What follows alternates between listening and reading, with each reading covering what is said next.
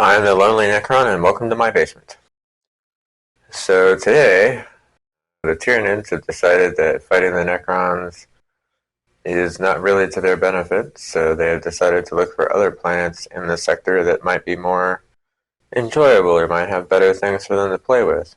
So they found a mostly rubble planet that has swarms of orc warbands just kind of swarming, I guess, all over the place. So some Tyranids are going to jump down and assault some of these guys. These are some bookshelves. I bought a library set off of Etsy a while ago, and I just recently finished painting up the bookshelves here for my D&D group. So this is the Rebel Strewn planet board thing that we're going to be using today. I made it last night. I was kind of half asleep, so yeah, I guess we'll just have to see. I'll paint them up later and things will be awesome. I'll take a look at the armies here. So here we have the orc warband that the Tyranids have decided to target. These guys are just walking around minding their own business. They're led by a war boss in mega armor. He'll be accompanied by a beast boss. There'll be also 10 beast boys. And then 2 groups of 10 regular boys. These guys have a rocket launcher, and these guys have a big shooter. And then finally they'll have a Depth Dread with twin Scorches and twin Dread Claws. So this is the Tyranid scouting squad that will be assaulting them. 10 Gene Stealers with extended carapaces and toxin sacs. 10 Hormigons with adrenal glands and toxin sacs. A Broodlord who knows Smite. And then a Trigon Prime that has adrenal glands, toxin sacs, and a prehensile pincer tail. It will also be doing the burrowing death from below thing. The orcs won the roll-off, so I'll set up deployment and we'll start the happiness. So the orcs chose this corner over here, putting the Tyranids opposite them over there. We've got the war boss and some boys right here on the bottom. The other boys with the big shooter. Then the Beast Sniper boys with the Beast Boss in front of them. And the Death Dread out front also. Over here for the Tyranid side, we've got the Hormigons on the right. Gene Stealers in the middle, and the Broodlord on the left. The Trigon Prime is tunneling somewhere, probably in the middle somewhere, maybe. I don't really know. The Tyranids failed to steal, so we'll start with orcs. Turn 1. Movement. All the orc units advanced. Everybody got pretty far. The war boss got way up there, as did the beast boss. He also kind of made it pretty far. But unfortunately, nobody's within shooting range, and there's definitely not anybody within a charging thing, so unfortunately that makes it a Tyranid turn. All of the Tyranid units advanced. They all made some really good distance. None of these guys have guns, and the Broodlord's out of range for psychic powers. Since they advanced, they can't charge, so back to the orc turn. Alright, so the orcs kind of slowed down this turn. This group of boys here advanced, but everybody else just kind of moved up the regular distance. No weird boys, so no psychers, but there are definitely people in range to shoot. Shooting phase. Okay, yeah, so the war boss's big shooter failed a wound. and the rocket launcher failed to hit. The war boss is going to charge into the Hormigons. Alright, so the war boss really wanted to charge into the Hormigons. He just didn't have the distance. Sad panda. That's going to make it to Tyranid turn. So, movement. So the Hormigons have moved up real close to the war boss. The Gene Stealers have moved up close-ish to the war boss. The Broodlord has come out kind of towards the beast boss over here. And the Trigon has popped up 9 inches behind the Beast Boys. The Broodlord does have a psychic power. It is Smite. And so I guess he's going to try and smite the Beast Boss.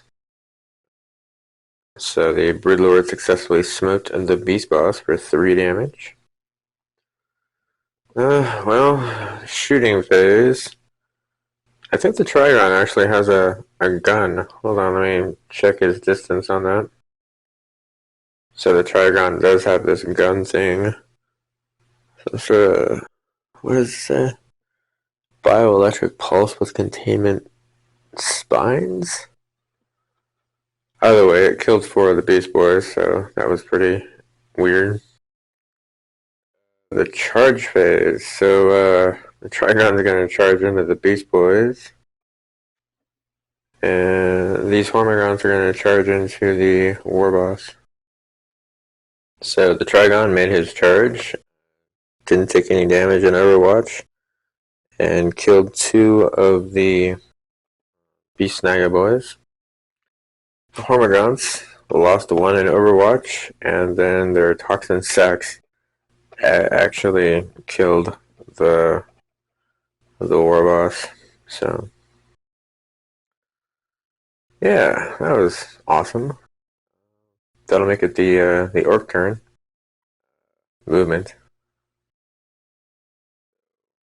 The orcs all seem kind of galvanized now with the loss of their war boss. These boys have moved up to definitely threaten these Hormigons. These boys have also moved up to definitely threaten the Gene Stealers. These orcs are just going to stay in combat. The Death Dread is turning around and is going to definitely go into this Trigon when it's his turn. And the Beast Boss is headed for the Broodlord. No psychics here, but we do have some guns to go off. So we'll do some shooting. So actually some surprising results from orc shooting. These boys killed a Hormigon. And these boys killed a Gene Stealer. It's actually a lot more than they kill most times, so. Charges though, oh boy, lots of charges here. So these boys are going to charge into the Hormigons. These boys are going to charge into the Gene Stealers. The Beast Boss is going to charge into the Broodlord. And the Death Dread is going to charge into the Trigon. And we'll deal with all of the fighting and whatnot. So, alright, that was super crazy. So the boys made it in to the Hormigons. Killed 5 of the Hormigons, and then the Hormigons turned around and killed 5 of the boys. These boys didn't make it in, rolled low both times. It was super terrible. The Beast Boss made it in, got the Broodlord down to 1 health, and then the Broodlord just killed him. Over here, the Death Dread made it in, did a little bit of damage to the Trigon. Then the Trigon killed the Beast Snagga Boys and really damaged the Death Dread. So yeah, that was some pretty crazy stuff. Unfortunately for the orcs, that makes it the Tyranid turn. So movement. So the gene stealers have gotten a whole lot closer to the boys. They're probably not going to screw up their charge. And the broodlord has switched direction and has started also heading over here towards these boys. These hormigons are going to stay in melee with the boys over here. And the trigon is going to stay in combat with the death dread. So, yeah, the psychic phase, that'll be the broodlord casting smite on these boys here, hopefully. The broodlord successfully smote 2 of the boys, killing them. The only person that can shoot is the trigon, but he's in combat, so he can't actually shoot. So it's just charge phase, which will be the gene stealers into these boys, and then all the other subsequent already in combat stuff. The gene stealers made their charge and just annihilated the boys that were there. The trigon finished off the death dread. The hormigons killed all but the knob, and the knob killed 2 of the 3 hormigons that were still there. So, looking around, it's just this poor knob by himself. Yeah, he's not going to move, he's just going to stand there. He does have a pistol, so he's going to shoot that guy. Shooting phase. Well, as is typical, when it comes down to it, he can't actually hit. But that's okay, you know, it's the fight phase. Maybe he can actually kill this hormigon. We'll see. Well, I guess, you know, I mean, all things are possible. He did manage to kill the hormigon, but there's a whole lot of tyranids left for him to kill, and it is the tyranid turn. So, yeah, movement. So all the tyranids have started moving towards this last remaining knob. The gene stealers are definitely the closest. They're too far away for the trigon to shoot at the gun, so it'll go to the charge phase, which will definitely be the gene stealers charging into the knob. He's probably about to die. And yeah, the knob is dead. Tyranids win this one. Yay, Tyranids! So after having done the second foray into the Tyranids, my current idea is to just stay and shoot these things from a distance. I'm hoping that when I put them up against the Eldar or the Night Lords in bigger groups, you know, then maybe they'll have better luck. I know that when I eventually work my way up to a Tyranid invasion on a full-on Necron defense, it's probably not going to go well for the Tyranids, but by that point I should have a lot more, so anything is possible. If you made it to the end of the video, I do appreciate it. Certainly got a lot of videos out now. I was unaware of that.